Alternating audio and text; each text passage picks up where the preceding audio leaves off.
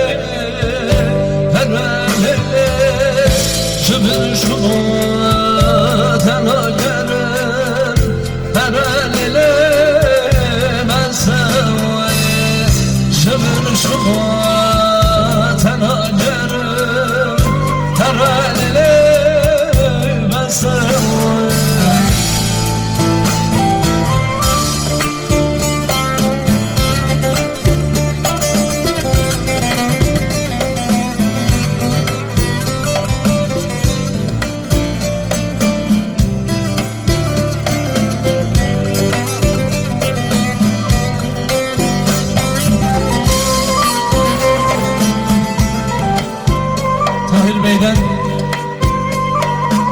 Mehmet Yıldız Bey'e geliyor. Mehmet Yıldız.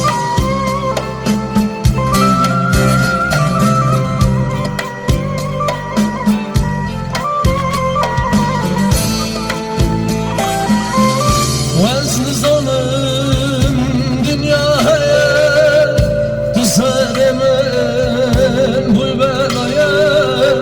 Vazni zalim dünyaya düzelemem bu belaya. Cebel şula tena gelir her elini ben sevayım. Çavim gidir tena gelir her elini ben sevayım.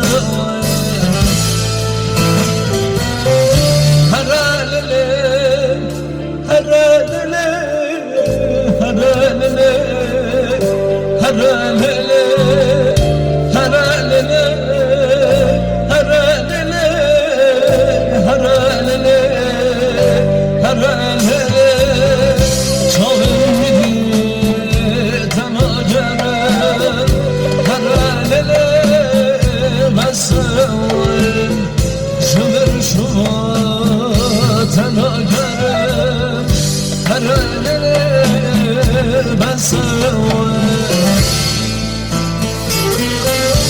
her elini, her elini, her elini, her elini, her elini, her elini, her elini, her elini. Şubir şuma tena gelir her elini ben sevim. Çavim midi tena gelir her elini vicdansızım.